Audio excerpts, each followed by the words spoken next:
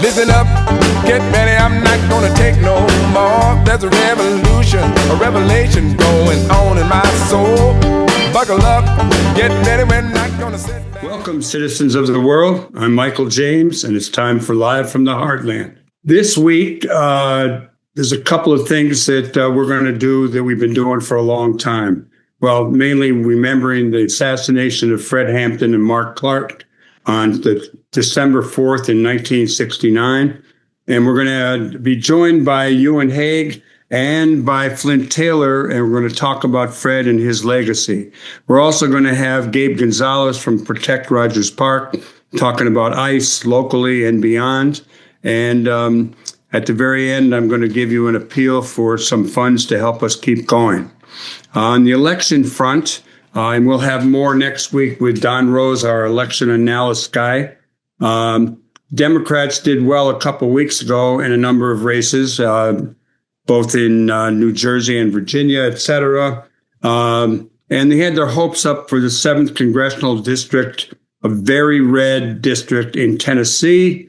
It went for Trump by about 22 points. And while the Democrats did not win, they certainly did close the gap, so to speak. The woman who was running on the Democratic ticket lost by about 8 percentage points. I think people have to be careful about getting their hopes up too much, but this is not too bad. It shows that there is, on one hand, plenty of MAGA people still voting, but on the other hand, not as many, and the Democrats are making a better influence. Just want to point out a couple of things. Trump appears to be fighting sleep during his cabinet meetings. And one of the things that's of great concern, and we covered last week, was Venezuela, but the U.S. has been shooting these boats out of the water, blowing them up, and then apparently Hegseth, the Secretary of Defense, now Secretary of War, claims he didn't know anything about it when others say he gave the order to kill 2 people who were hanging onto the boat. This amounts to a war crime. There's a lot of play about this, in both from Democrats and Republicans, and we will see what happens. Apparently, the White House and Hegseth are trying to put the blame on Admiral Bradley, who did carry out the order. So he's probably guilty of war crimes, too. While all this attempts by Trump to knock out the drug trade is going on, he also pardoned the former Honduran president who was locked up for a long time. He let him out. And this is the guy who brought in millions of tons of cocaine to the United States. Another bad thing is the Agricultural Department is threatening to withhold food stamps from Democratic states. We'll see how that plays out, the whole battle over SNAP. On the sports front, the Bears have everybody real happy and hopeful that they can beat Green Bay this weekend. And the Bulls have been a little awkward lately, and the Hawks are doing better than they did last year. So I'm going to take a short musical break. I'm going to come back with one of our sometimes occasional co-hosts, Euan Hague, and we're going to talk to Flint Taylor of the People's Law Office. And between the three of us, we're going to do some remembering of Fred Hampton and look at the Panther Heritage Trail. Stay tuned here on the left end of your dial, or however you're getting Live from the Heartland. We'll be right back. Wading in the water, wading in the water. Wading in the water, wading in the water, children, wading in the water. God is going to trouble these waters, wading in the water, wading in the water, children, wading in the water. God is going to trouble these waters. See that band all dressed in white. God is going to trouble these waters. It looked like a band of the Israelites. God is going to trouble these waters. Wading in the water, wading in the water, children, wading in the water. Okay, you citizens of the world, I'm going to bring in our occasional co-host, Euan Hague. And Euan is a professor of geography and associate dean at DePaul. And for the past 10 years, we taught a class together. And during that class, we always would bring in the one and only Flint Taylor to talk about police torture and the murder of Fred Hampton. So I'm welcoming both Euan Hague and Flint Taylor right now. Hello, gentlemen. Hello, how are you? Well, for the last 56 years, we've been, on this occasion, really December 4th, marking the assassination of Fred Hampton and Mark Clark, who were killed by the Chicago police in cohorts with the FBI. And, Fred was a leader, a dynamic leader of the Black Panther Party. And I thought on this occasion we should talk about it. So, Flint, why don't you start off and tell us a little bit about, and tell our younger listeners who Fred Hampton was and what is his legacy. Yes, Michael, it's very important to recognize each year at this time the assassination of Fred and Mark. And Fred Hampton, as you know, and some of the older folks around know, was a young, dynamic leader, African-American leader in the community here in Chicago and out of Maywood, where he grew up, became the chairman of the Black Panther Party, which was a very radical but very committed organization, mostly of young Black youth in this city and across the country. And they were organizing, behind a 10-point program. And the 10-point program included some things that we would recognize today that actually have been implemented, like a Breakfast for Children program, for example. They also advocated for self-defense against police. And police brutality was rampant at that time in the city of Chicago, not in some ways not unlike it has been here. Most recently by the fascistic ICE and Border Patrol. And that brutality, the Panthers were arming themselves against that. But Fred and the people in the Black Panther Party were organizing coalitions. They were not just Black nationalists, quote unquote, but they talked about coalitions with radical and revolutionary white, Puerto Rican, and other organizations of color, like the Young Lords, for example, and later the Rising Up Angry, of course, and other organizations across the city. The police, of course, took much note of Fred and Mark Clark, who was the leader down in Peoria, and that's where we can take a break in the sense and in terms of this narrative and throw it back to you to see where you'd like to go from here. I'm always struck about how young Fred Hampton was when he was assassinated. He was only 21. And I believe that, Flint, as a young law student at Northwestern University, you'd met him about 6 months previously.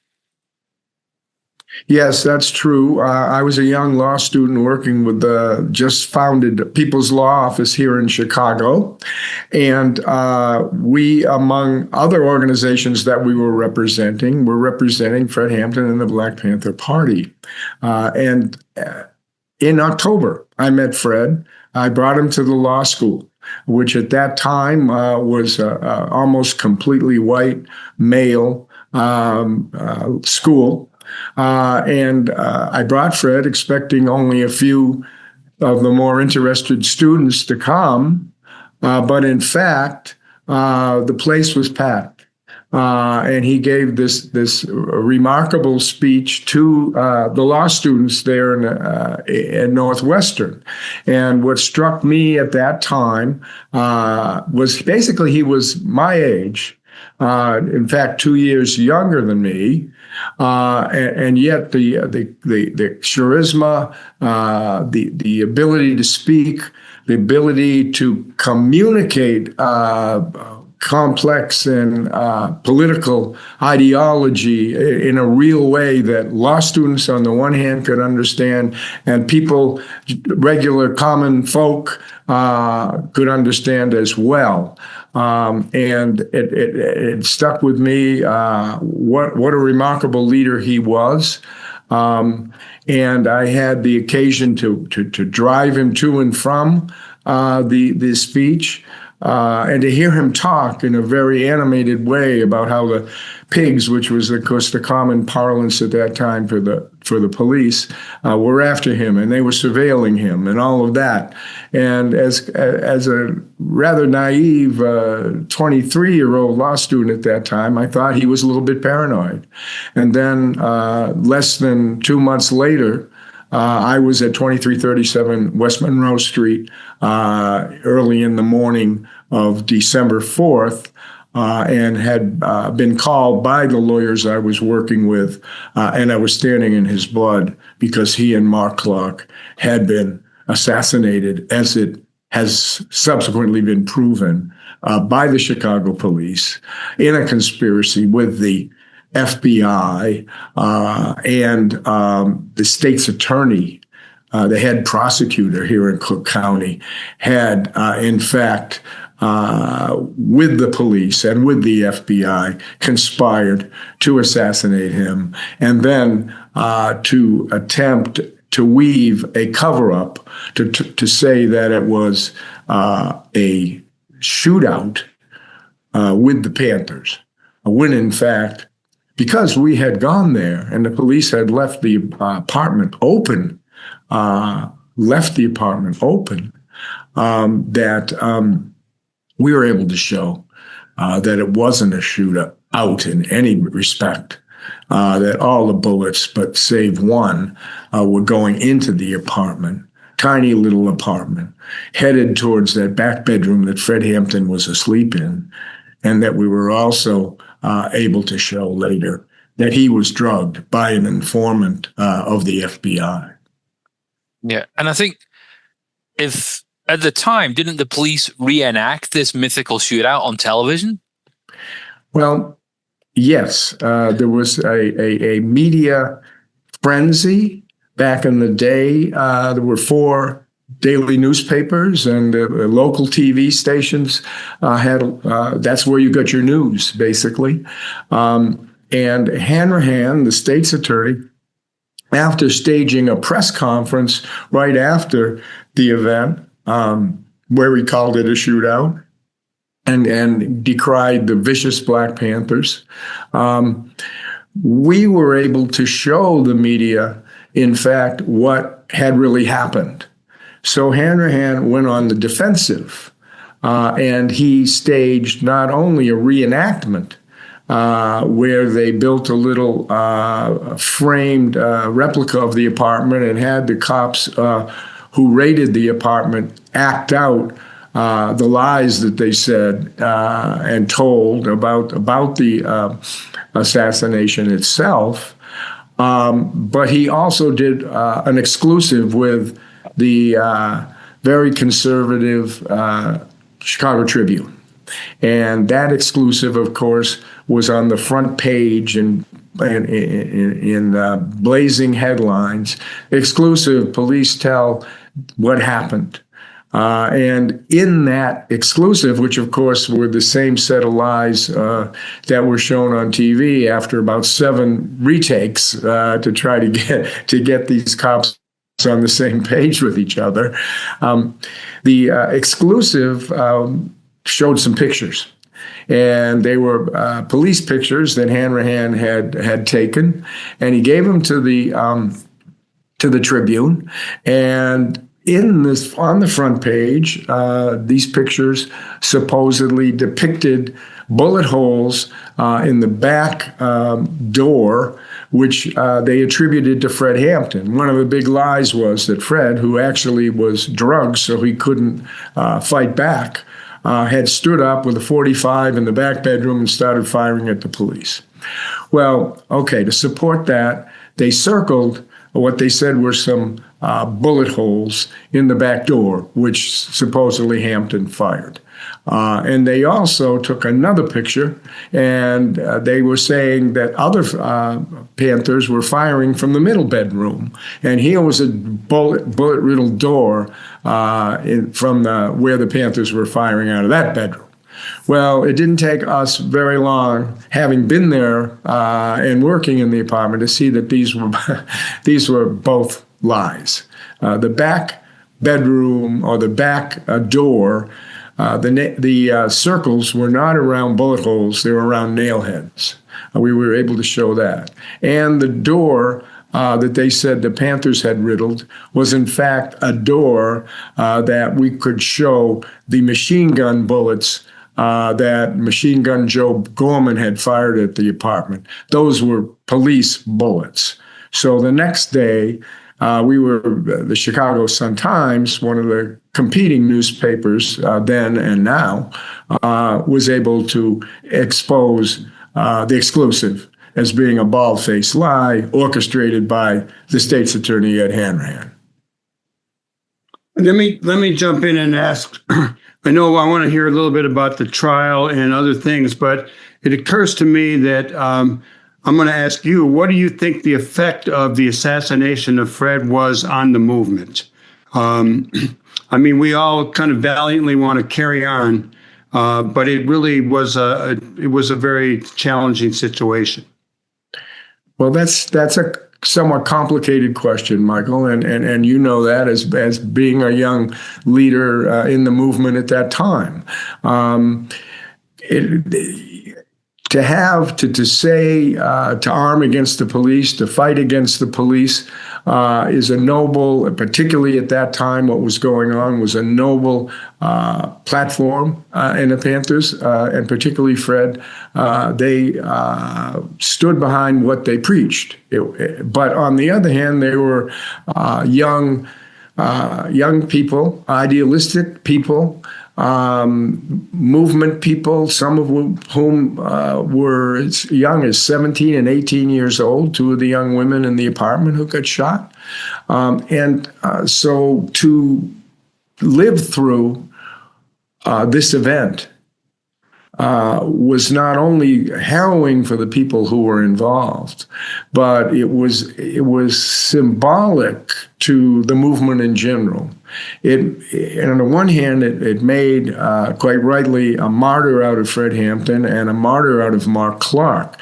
And it gave a cause for people to get behind. And to this very day, we talk about it.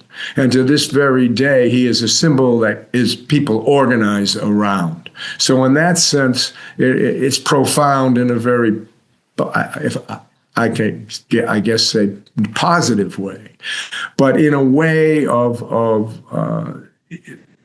intimidating. Maybe that's not the right word, but causing people to think twice before they joined a radical movement, before they organized around principles that were right, but perhaps not obtainable in the short term, and that the repercussions of such rhetoric and such organizing would lead to what happened at 4 a.m. On December 4th to one of the brightest young leaders, black leaders in the entire country, is something that had a negative effect in terms of organizing for the Panthers, certainly. So it had both impacts, but the long-lasting historical impact is what we're sitting here today, 56 years later, talking about. Not unlike talking about Malcolm X and what he meant and who he was, and not unlike at all talking about Dr. King and what he meant and what the movement that he led it was all about, and what we can do today to continue what those young leaders and those important organizations were pioneers of back in the day. Mm-hmm. And much of the narrative that we know today came through the trials and court cases that you were involved in over, I think, a dozen or so years, trying to demonstrate that this was an assassination and not a shootout. I was wondering if you just talk us a little bit about the subsequent trials and some of the key evidence and some of the key points that you were able to demonstrate in court showed that the Chicago police and the FBI had been involved. Sure. As I mentioned, when Fred was murdered, I was a second-year law student, but I was able to work from the jump street from that morning on December 4th in that apartment on the case of the murder of Fred Hampton and Mark Clark for the next 13 years. And I'd like to say that as my first trial as a lawyer, it lasted 18 months because I became a lawyer. We were working on a civil rights case after the Panthers were shot up. Hanrahan charged all of them with attempted murder, quite ironically. But because of the evidence that was uncovered and the lies, he had to drop the case. Ultimately, the feds came in and did a cover-up investigation. It was the era of Nixon and John Mitchell, the U.S. The head of justice, with quotes, he and the government, found that, in fact, there was 90 bullets fired by the police and one by the Panthers, but wouldn't and didn't indict anybody because they knew what we didn't know, which was that there was an FBI informant provocateur behind this whole thing by the name of William O'Neill, and he was working for the FBI and the FBI's secret COINTELPRO program. Well, all of this was quite secret as we started out our lawsuit. But as we dug into the case, and after certain events happened in the broader public sphere, such as Watergate, we were able to marshal together this evidence, uncover much of it, that there was a floor plan, that there was also that O'Neill drew, and that they spotted exactly on this floor plan where Fred would be sleeping. And this was given to the raiders, and this led to the raid. And so during this 18 months of trial, we were able to uncover this evidence, what we would call the trilogy of FBI documents, that being the floor plan that I mentioned, that being a document that showed that it was part of this illegal COINTELPRO program of the FBI, and what we called the bonus document, which was a document which, after the fact, Hoover and the people in Washington and here in Chicago and the FBI took credit for the raid itself and gave William O'Neill, the informant, a provocateur, who had worked as one of the pallbearers in Fred Hampton's funeral. He also, of course, set up the raid. They gave him his 30 pieces of silver, which was a $300 bonus. So this trilogy established that it was, in fact, a political assassination orchestrated in Washington. Flint, there are a couple of movies out about the Black Panther, about Fred Hampton. One is by Howard Alk and the film group. It's a documentary called The Murder of Fred Hampton. I recommend that real highly. There's also a Hollywood movie, Judas and the Black Messiah, which I've heard a number of Panthers criticize. It certainly is not accurate, but I felt it did show sympathy for the cause. Any comment quickly on that? Sure. Mike Gray and Howard Alk were at the apartment on December 4th. They were part of the team that we put together, and they were making a movie about the coalition and Fred Hampton and what a great leader he was. And after he was assassinated, they had the footage that made the murder of Fred Hampton. And it's a remarkable movie, got awards at Cannes, and came out in 1971. There was the next piece that came out was something called Eyes on the Prize. And it was Eyes on the Prize 2. It came out in 1991, just about the time that O'Neal committed suicide. And it put together all the evidence that we and others had accumulated during the trial and put forth the evidence of the assassination and the conspiracy to murder. And then, of course, along came Judas and the Black Messiah. And people who are close to Fred, close to the events and to the evidence, had criticisms of it. And you mentioned them, Mike, generally speaking. And in fact, ironically, the great actors who depicted Fred Hampton, for example, were not as powerful as Fred Hampton himself was, as you can see when you compare it to the murder of Fred Hampton, which has all this footage of Fred himself making speeches. The depiction of, and of course I knew all of these folks, and I sat in a small room participating in the questioning of O'Neal during our trials on several occasions.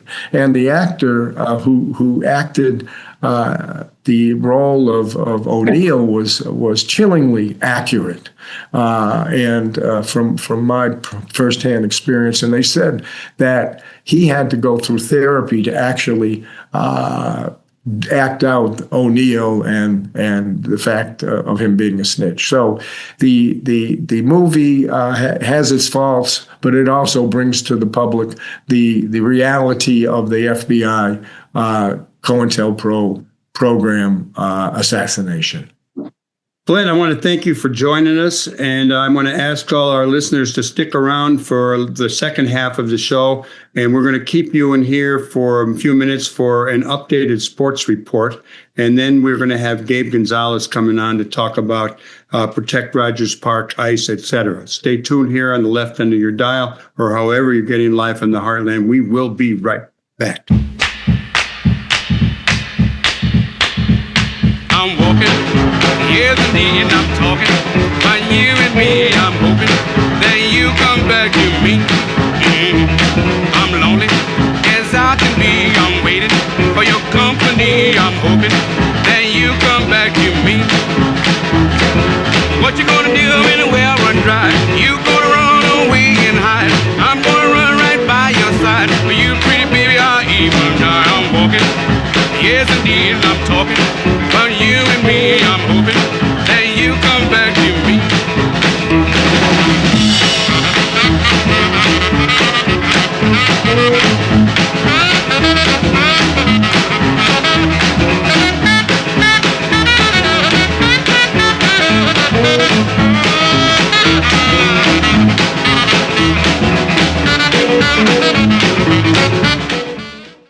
Welcome back to Live from the Heartland for the week of December 5th.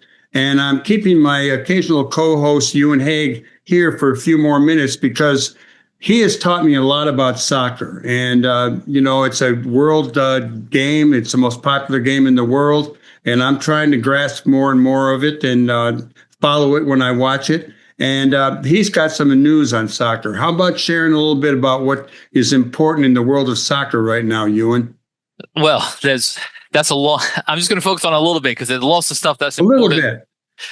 One of the most important things in the world of soccer is that Scotland qualified for the World Cup for the first time in 28 years. As people know, I'm originally from Scotland, so that's great news. But the thing that's really interesting is that the next World Cup is going to be in summer 2026, in June and July 2026, in the United States, Canada, and Mexico.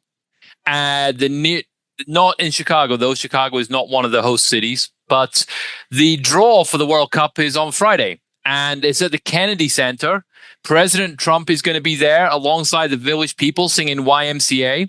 And the head of FIFA, the global soccer body that coordinates the World Cup, is a man called Gianni Infantino, who was at Trump's inauguration ceremony as well. So we have this kind of... and Donald Trump has really become a big advocate, or I don't know, stage presence is maybe a better phrase for global soccer. He was literally celebrating with the players from the London team Chelsea in summer of 2025 when they won the Club World Cup here in the United States. And Trump will be back on the scene for this World Cup draw. And it's really interesting. For example, one of the teams that has qualified for the World Cup through the Asian Federation is Iran, but their officials are boycotting this ceremony on Friday because they couldn't get visas to come and represent their country at the draw for the playoffs, who will be playing who. And so there's going to be a lot of politics. There's a lot of countries that have qualified for the World Cup whose supporters would like to come here, who are on these immigration watch lists and these no visa lists that are happening now. And there's a sort of general feeling amongst the global soccer fan community that, this World Cup is going to be in the United States, Mexico, and Canada, but the tournament is going to be really expensive. They're using dynamic pricing, so tickets are thousands of dollars.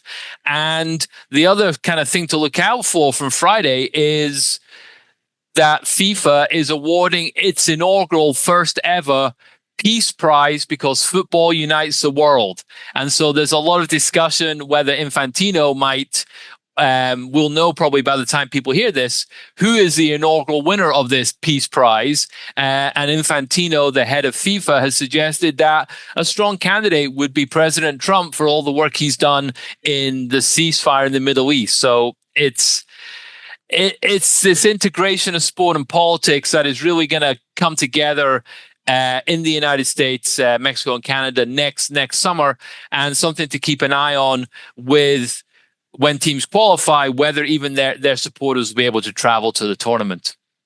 Thanks a lot, Euan, and I'll see you soon. Thank you. Everybody else, always a pleasure. Stay tuned for our next guest. Be coming right up after a short musical break.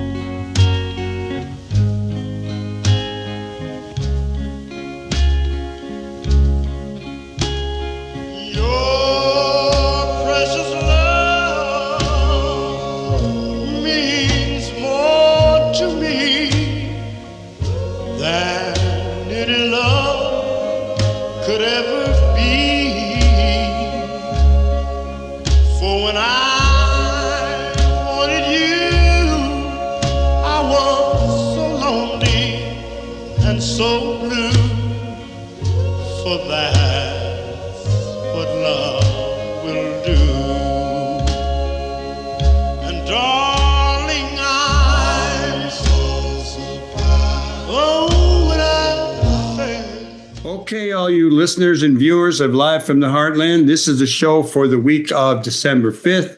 And I'm going to bring on now a friend and neighbor who's been a longtime activist, and he is a co-founder of Protect Rogers Park, the one and only Gabe Gonzalez. Good morning to you, Gabe. Morning. Always a pleasure to see you, Mike. How about giving us a little history on Protect Rogers Park and maybe some interactions and confrontations that you've had with ICE? I know that a couple blocks from my house, you had about 400 people up there, bicycles, whistles, etc. When ICE was spotted a few weeks back. Fill us in, brother. Sure. So Protect RP was started in 2017, actually, in the first administration, when we were concerned that there was going to be an uptick in immigration activity in the neighborhood. And we wanted a way to engage our neighbors and protect our neighborhood from federal incursion.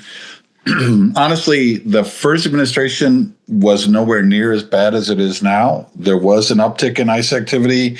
We were able to train a number of folks, and we had a rapid response network set up. But after, a couple of years, when COVID hit, it sort of really changed. And a lot of the people that have been engaged with Protect RP became part of the mutual aid network that was run out of Alderwoman Haddon's office. And then in the Biden administration, while there was problems at the border and there was problems with newcomers in places like Chicago, again, it was nowhere near the same scale that we've seen since. So we recommitted. The organization never went away, but we recommitted ourselves back in January of this year. I can't believe it's not been quite a year. And since that time, we've grown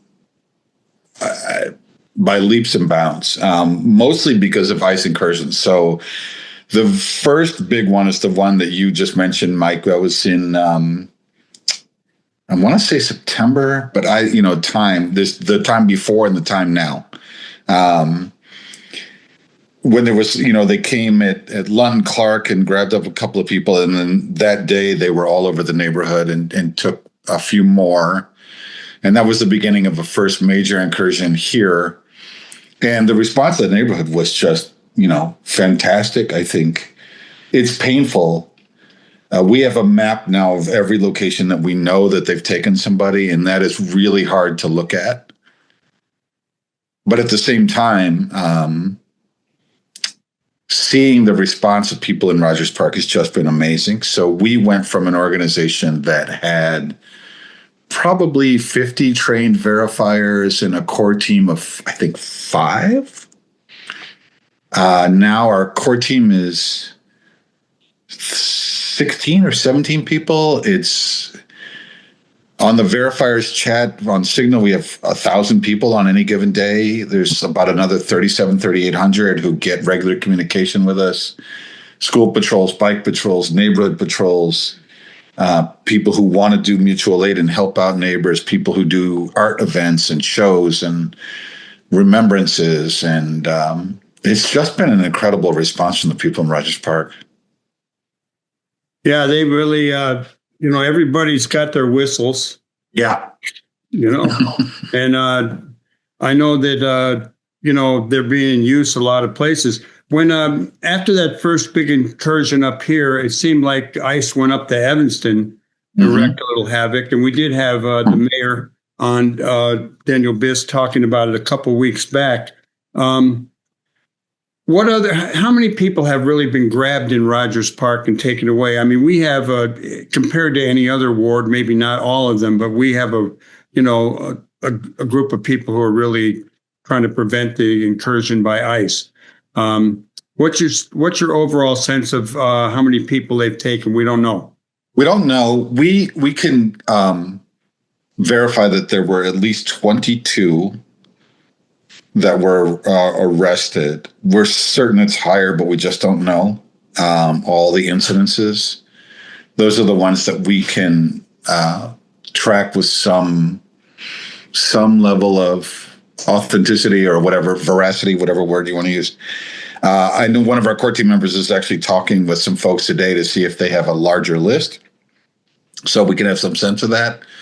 Compared to some other neighborhoods, it's not been anywhere near as bad. That's for sure. Little Village, the Southwest Side, Gage Park, places like that have been hit really hard. And some of the suburbs too. You mentioned Evanston and that violence that we saw up there. I was there that day. It was really ugly. But also in places like Berwyn and Cicero and Aurora and Elgin and places like that, they've all been hit Melrose Park, all been hit pretty hard. It doesn't compare, but it's still loss, right? And there's still people that they grabbed up, and there's still armed men running around the neighborhood, making people feel unsafe. How much are you different organizations in touch with each other? A lot. So citywide, ICIRR, the Illinois Coalition for Immigrant and Refugee Rights, and OCAD, which is the Organized Communities Against Deportation, coordinate a citywide sort of gathering and hotline, and they are the ones that collect a fair amount of the data. And then, so we participate there, but also in Edgewater and Uptown, in Westridge, in Evanston, Niles, Skokie, we communicate with all those rapid response groups also.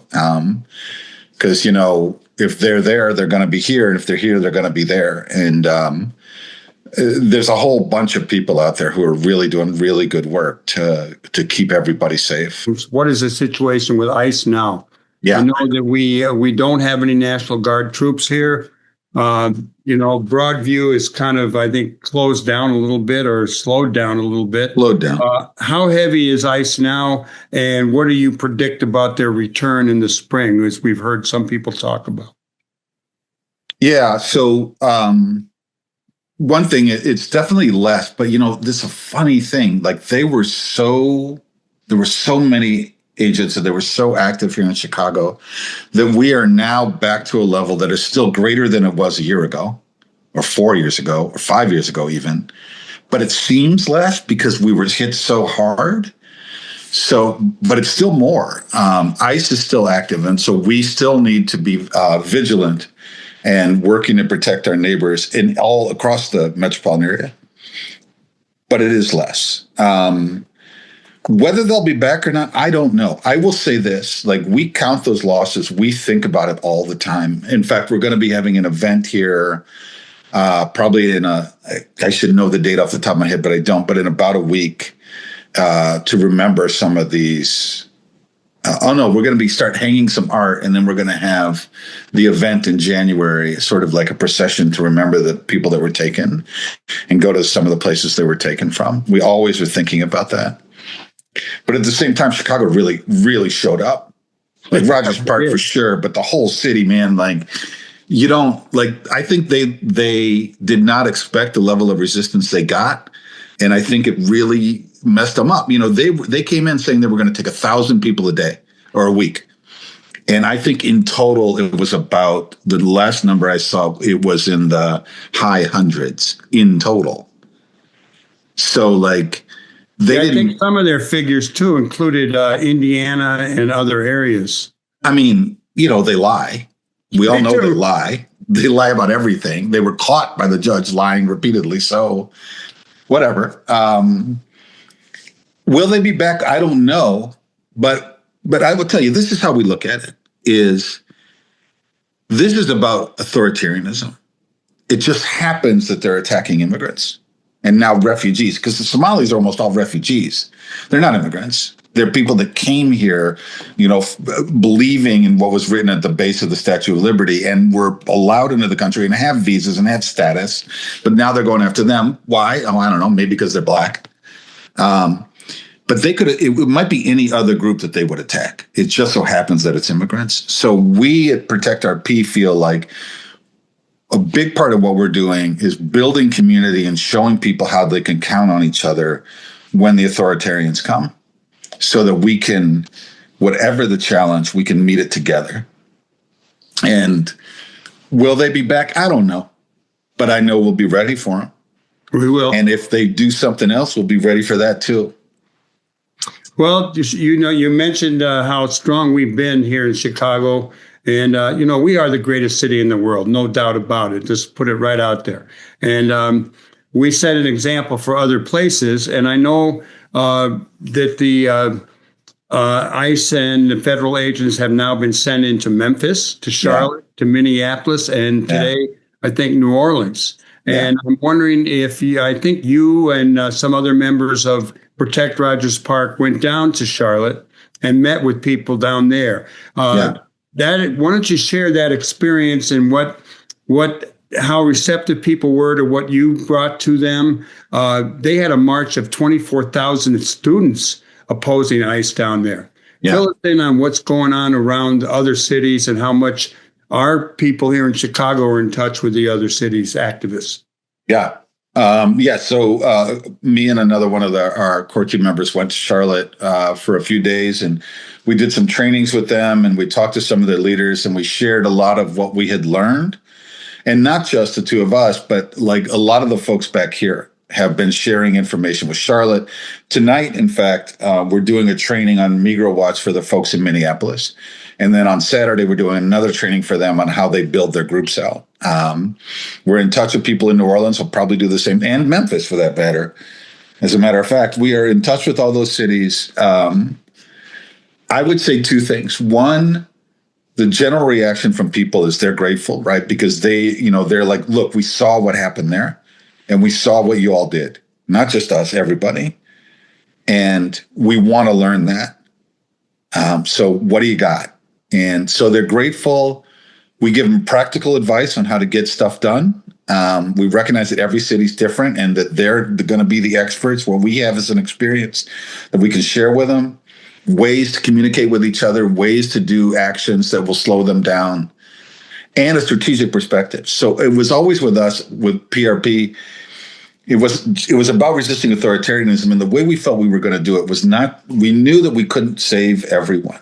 We could save a lot, but not everyone. But if we could slow them down, if we could cost them money, then they were going to have a hard time here. And that's what we set out to do. And we've been teaching that to other cities. And it's been a real learning experience, and it's pretty moving.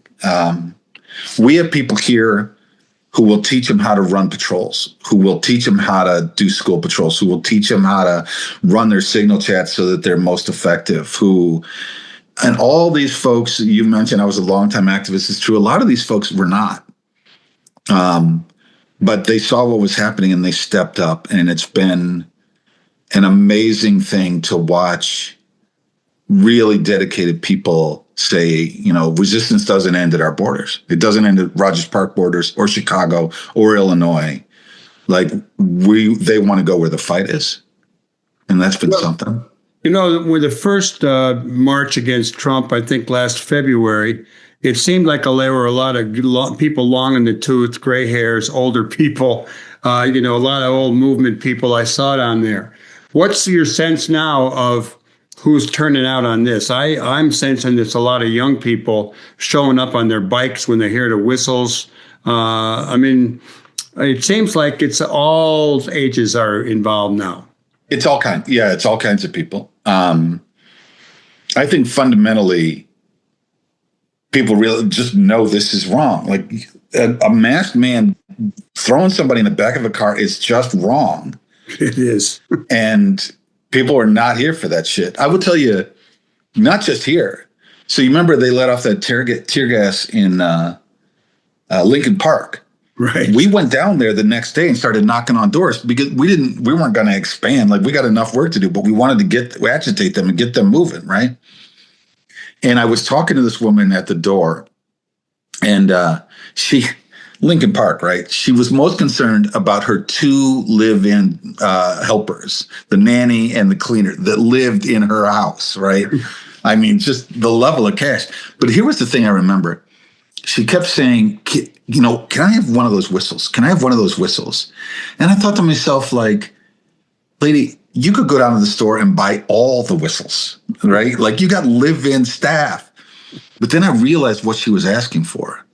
It was an orange whistle, right? Like she had seen on TV all these people with orange whistles. And that's the one she wanted because she wanted to be part of the movement. And she saw that as an emblem of what it meant to be in a movement. And that was really, I took the one around my neck and I handed it to her. I'm like, sure. On. I've got a silver one as well as this. Well, the silver ones, I honestly are louder, but mostly they're better. But the color of it is important, and I, as a signifier to everybody, like when I drop the kids off at school, I see them now, they're all bundled up because man, it's cold, but sitting on the corner and I see those orange whistles and I know my kids are safer, No, it's good. I want to go back to Minneapolis a little bit because Trump was calling people in Minneapolis, Somali people, garbage. He was calling people garbage. This is the president of the effing United States. And, it's out of control. And clearly there's a congresswoman up there that he doesn't like. She's been a thorn in his side. But what is the distinction between people who are refugees and immigrants in terms of ICE and who is the feds who are people going to have to deal with up there? So the best way to think about it is that refugees are a subset of immigrants. So immigrants are anyone who was born somewhere else and comes to the United States to live, right? Some have documents, some don't. Within the documented population, there's this class of refugees. These are people who go through an international process, starting at whatever country they're in when they begin that process, because usually it's not their home country. These are people that had to run. Right. And they had to run for any number of reasons. It could be religious. It could be sexual orientation. It could be ethnicity or skin color, whatever. But they had to run from where they were. And then they go through this lengthy process where they get vetted and they have to have a sponsor and they come to the United States and they all have papers from day one And they have people who are like vouching for them, and they work to get them jobs, and they set them up, and there's English class. There's all this sort of wraparound services for these folks. It doesn't last forever, but it's a way to get them on their feet. And a lot of them, like in a place like Minnesota, because it's not just Somalis. There's a lot of Hmong. The Hmong population in Minnesota is very large. Those are people that fought for us, right? And so when they came here, it was like we owe to them something. They put their entire communities on the line, you know. And Somali refugees, like, they can't go home. They go home, they'll be killed. And so it is a special class. Like I mean, obviously, Protect RP, we believe that everybody should be able to come here, but this is a protected class of folks that already have documents, and the fact that they're going after them shows that they don't really give a shit what people's status is. What they want to do is just target anybody with dark skin. And in particular, Somalis, it's great. They look like black folks and they're immigrants. Like, that's great. Let's get them. You know, it's really just awful. Gabe, let me ask you, how can people get in touch with you or Protect Rogers Park? Yeah. If you want to know more, get involved. We got a Facebook page. You've been a busy guy. I know you were all over NPR, and you were in the newspapers about Chicago's role and going to help in North Carolina. Not just me. Attention.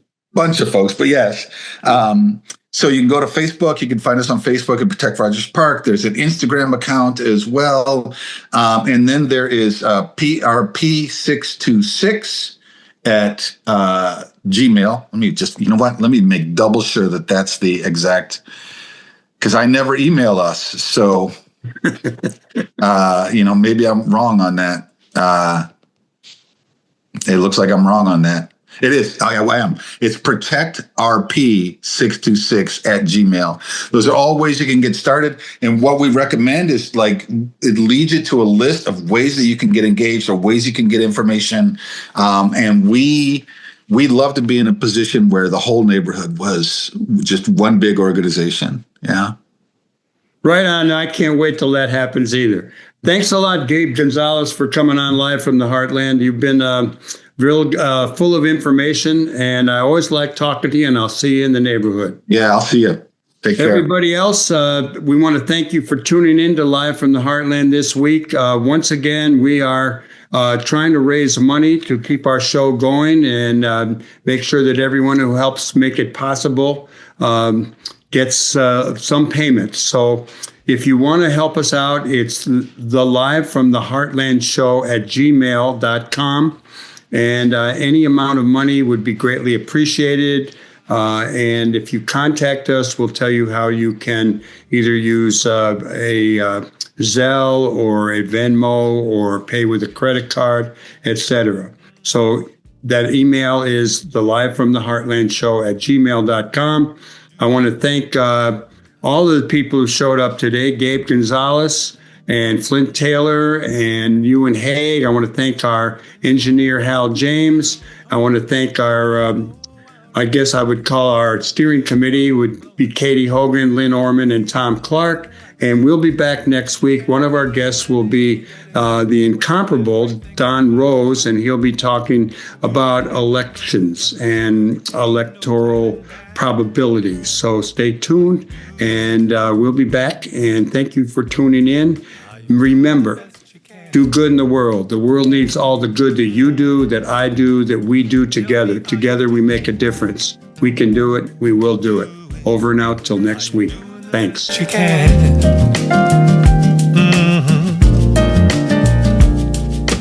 Over the mountain. Thank you for watching the Live from the Heartland show. You got a dream New episodes awaiting. air every Friday beginning at 9 a.m. Central Time.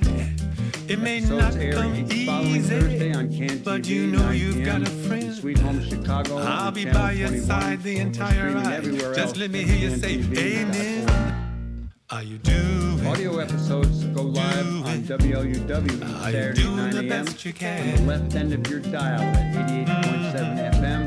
We're streaming Tell everywhere me, are you worldwide doing? at WLUW.org. Do it.